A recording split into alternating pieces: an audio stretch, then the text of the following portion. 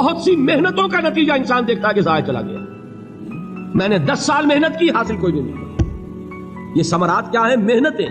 محنتوں کے ثمرات کا ضیاع. کوشش آپ نے کی، قسمت کی خوبی دیکھی ہے، ٹوٹی کہاں کمن، 2-4 ہاتھ جب کے لبے بام رہ گئے. Be prepared. ایک شاعر کے یہ اشعار ہیں، وہ کمیونسٹ تھا، میں نام بھی نہیں لیتا، لیکن یہ کہ یہ اسی انقلابی، چونکہ ان کا بھی ایک انقلابی نظریہ ہے، انقلابی عمل میں یہ سارے مراحل آتے ہیں. کوئی سیٹ بیک آیا، فرض کیجئے کوئی ناکامی ہو گئی، تو اپنے ساتھیوں کو دل بندھانے کے لیے یہ فصل امیدوں کی ہمدم اس بار بھی غارت جائے گی، سب محنت صبحوں شاموں کی اب کے بھی اکارت جائے گی. میرے نبی کے ثمرات کا جو لفظ یہاں آیا ہے، وَنَقْصٍ مِّنَ الْأَمْوَالِ وَالْأَنفُسِ وَالثَّمَرَاتِ، سب محنت صبحوں شاموں کی اب کے بھی اکارت جائے گی. دھرتی کے کونوں کھدروں میں پھر اپنے لہو کی کھاد بھرو، پھر مٹی سینچو اشکوں سے، پھر اگلی رت کی فکر کرو، پھر اگلی رت کی فکر کرو. جب پھر ایک بار اجڑنا ہے، ایک فصل پکی تو بھر پایا، تب تک تو یہی کچھ کرنا ہے. ایک مقصد ہے سامنے، انقلاب برپا کرنا ہے. ایک کوشش ناکام ہو جائے کوئی پرواہ نہیں، نیکسٹ. پھر تیار رہو ناکامی کے لیے. ایسا نہ ہو جو انگریزی میں کہتے ہیں hope for the best but be prepared for the worst. ایسا نہ ہو کہ دوسری مرتبہ ناکام ہو کے بددل ہو جاؤ، تمہاری ہمتیں جواب دے جائیں. نہیں، پہلے سے تیار رہو کہ دوسری مرتبہ بھی ناکامی آئے تو آئے، لیکن جب تک کہ کامیابی حاصل نہیں ہوتی ہمیں یہ کام کیے تھے. دیکھیے سیرت میں آیا کہ نہیں یہ واقعہ. بدر میں مسلمانوں کو فتح ہوئی تو احد میں زک پہنچی کہ نہیں؟ 70 صحابہ شہید ہوئے کہ نہیں؟ اگر ان کی ہمتیں جواب دے جاتی تو گاڑی کیسے چلتی آگے؟ تو فرمایا وَلَنَبْلُوَنَّكُمْ بِشَيْءٍ مِّنَ الْخَوْفِ وَالْجُوعِ وَنَقْصٍ مِّنَ الْأَمْوَالِ وَالْأَنفُسِ وَالثَّمَرَاتِ. ہم تمہیں لازم آزمائیں گے خوف کی کیفیت سے، فقر و فاقے کی کیفیت سے، بھوک سے، جان کے نقصان سے، مال کے نقصان سے، محنتوں کے حاصل کے ضائع ہو جانے سے. وَبَشِّرِ الصَّابِرِينَ، اور اے نبی بشارت دیجئے صبر کرنے والوں کو. الَّذِينَ إِذَا أَصَابَتْهُمْ مُصِيبَةٌ، وہ کہ جب ان پر کوئی تکلیف آئے، کوئی مصیبت آئے، کوئی آزمائش آئے، قَالُوا إِنَّا لِلَّهِ وَإِنَّا إِلَيْهِ رَاجِعُونَ، وہ یہ کہے کہ ہم اللہ ہی کے ہیں، اللہ ہی کی طرف لوٹ جانا ہے. یہ وہی انداز ہے جو میں نے فارسی کا شعر سنایا تھا آپ کو کہ سرے تسلیم خم ہے جو مزاج یار میرا. وہ ہمارا مولا ہے، ہمارا آقا ہے. اگر اسے یہی منظور ہے تو ہمیں بھی یہی منظور ہے.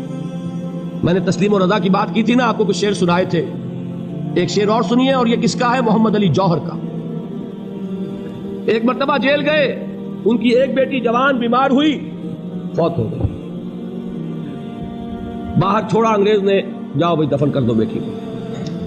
دوسری مرتبہ جیل گئے، دوسری جوان بیٹی اسی مرض میں مبتلا ہوئی. اب یہ جیل میں ہے، خبر پہنچی کہ دوسری بیٹی کے اوپر بھی اسی مرض کا حملہ ہوا ہے.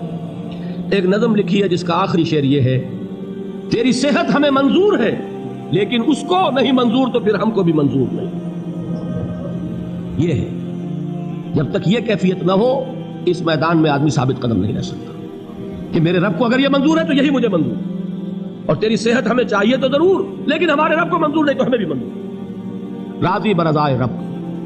وبشر الصابرین الذین اذا اصابتهم مصیبۃ قالوا انا للہ وانا الیہ راجعون. نہ شبد نصیب دشمن کے شبد ہلاک تیغت، سر دوستہ سلامت کے تو خنجر آزمائے. اولئک علیہم صلوات من ربہم ورحمہ، یہی ہیں وہ لوگ جن پر ان کے رب کی طرف سے عنایتیں ہیں اور رحمتیں ہیں. وَأُولَٰئِكَ هُمُ الْمُهْتَدُونَ، اور یہی ہے وہ لوگ جو کامیاب ہونے والے ہیں، ہدایت پانے والے، ہدایت یافتہ.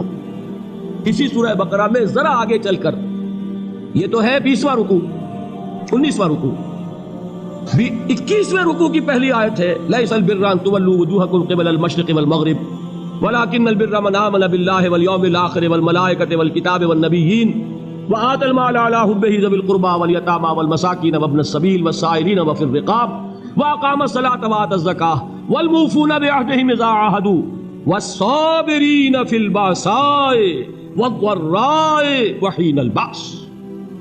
اب یہ آیت جو ہے سورۃ العصر میں جو مضامین آئے تھے سارے اس میں موجود ہیں. وہاں ایمان کا لفظ آیا، یہاں 5 ایمانیات کی تفصیل آ گئی، اعمال کی تفصیل آئی، اور آخری بات وہاں کیا ہے؟ وَتَوَاصَوْا بِالصَّبْرِ، اور یہاں کیا ہے؟ وَالصَّابِرِينَ فِي الْبَأْسَاءِ وَالضَّرَّاءِ وَحِينَ الْبَأْسِ. اور صبر کرنے والے، اصل نیکی ان کی ہے جو صبر کریں کس میں؟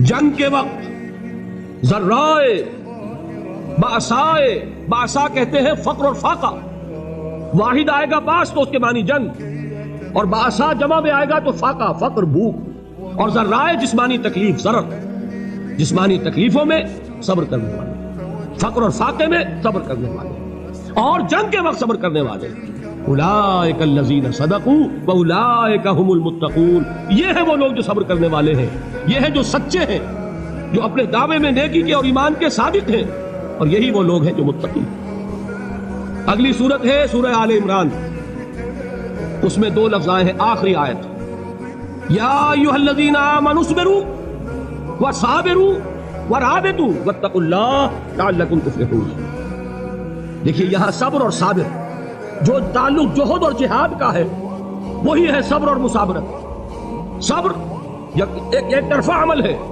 آپ جھیل رہے ہیں، برداشت کر رہے ہیں، صبر علی المعصیہ، صبر علی الطاعہ، صبر علی الابتلاء، یہ سب کیا ہے؟ صبر۔ اور مصابرت کیا ہے؟ صبر کا صبر سے مقابلہ۔ یہ سورہ آل عمران اب وقت نہیں ہے، میں آپ کو سناتا اللہ تعالیٰ نے کیسے کیسے مسلمانوں سے کہا، مسلمانوں تمہیں زک پہنچی ہے تو انہیں بھی تو پہنچی تھی، ان کے 70 نہیں مارے گئے تھے بدر میں، ان کے حوصلے جو ہیں وہ تو پست نہیں ہوئے، وہ اگلے سال آ گئے تم پر چڑھائی کر کے، تم کیوں اتنا برا مان رہے ہو؟ تمہارے دل اتنے زخمی کیوں ہو گئے؟ تمہیں تکلیف پہنچتی ہے تو انہیں بھی پہنچتی ہے۔ اپنی غیرت جو ہے ہمیں ذرا اس کا جائزہ لینا چاہیے۔ لوگ باطل نظریات کے لیے کتنی قربانیاں دے رہے ہیں، لوگ باطل چیزوں کے فروغ کے لیے کتنی محنتیں کر رہے ہیں، جیسا کہ میں نے ابھی کہا تھا، اسی غیرت کو چیلنج کرنے کے لیے، ذرا آپ کی حمیت دینی کو جوش دلانے کے لیے۔ قادیانی نوجوان کتنی تعداد میں اپنے آپ کو دین کے لیے وقف کرتا ہے، اور آپ کتنے نوجوان ہیں جو اپنے آپ کو دین کے لیے وقف کرتے ہیں، اور وہ کھاتے پیتے گھرانوں کے لوگ۔ یہ نہیں ہے کہ اگر کوئی اور کام نہیں کر سکتا تو پھر یہ ہے کہ وہ دین کے کام میں لگ جائے۔ باصلاحیت لوگ، کھاتے پیتے لوگ، ذہنی استعداد رکھنے والے لوگ، اونچے گھرانوں کے لوگ، وہ وقف کریں اپنے آپ کو دین کے لیے۔ اس کے بغیر کیسے باہر آ جائے گی، کیسے رونق آ جائے گی؟ تو دنیا میں باطل نظریات والے جو ہیں، یہ بات کہی گئی ہے، مسلمانوں تم اگر توحید کے لیے لڑ رہے ہو، دیکھ چلے ابو جہل کو، اس نے گردن کٹوائی ہے شرک کے لیے، شرک کے لیے گردن کٹوائے، اور تم توحید کے لیے گردن کٹوانے کو تیار ہو؟ اس نے گردن کٹوائی کہ نہیں کٹوائی؟ اور کس طرح کٹوائی ہے؟ کیونکہ بڑا متکبر قسم کا، فرعون قسم کا شخص تھا، جب گردن کاٹنے لگے تو کہتا ہے ذرا نیچے سے کاٹنا، تاکہ جب تم نیزے کے اوپر چڑھاؤ میرے سر کو تو اونچا نظر آئے، معلوم ہو سردار کا سر۔ وہ بدبخت مرتے ہوئے بھی جو اس کی کیفیت تھی نا، اس کو ذہن میں رکھی، تو یہ اس لوگوں نے قربانیاں دی، جانے دی۔ تو فرمایا اگر تم ان سے زیادہ قربانی نہیں دو گے، یہ نوٹ کر لیجیے اس کو، مجرد اگر حق کو غالب کرنا اللہ کے ذمے ہو تو آنے واحد میں غالب کر دے گا، تمہیں تکلیف ہی دینے کی ضرورت ہے۔ سمجھ رہے؟ کیا اللہ کے مقابلے میں کوئی باطل کی طاقت ٹھہر سکتی ہے؟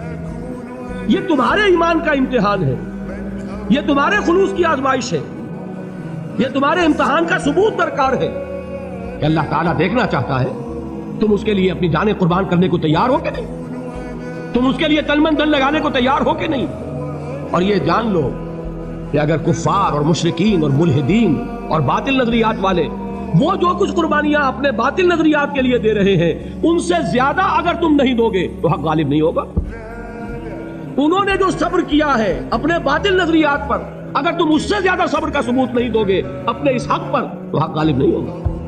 اس لیے فرمایا یا ایھا الذین آمنوا اصبروا وصابروا، نہ صرف یہ کہ صبر کرو بلکہ صبر میں اپنے دشمنوں سے آگے نکلو، ان کے صبر سے بڑھ کر صبر کرو۔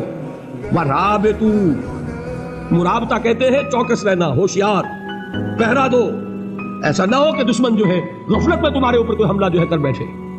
واتقوا اللہ، اور اللہ کا تقوی اختیار کرو، لعلکم تفلحون، تاکہ تم فلاح پاؤ۔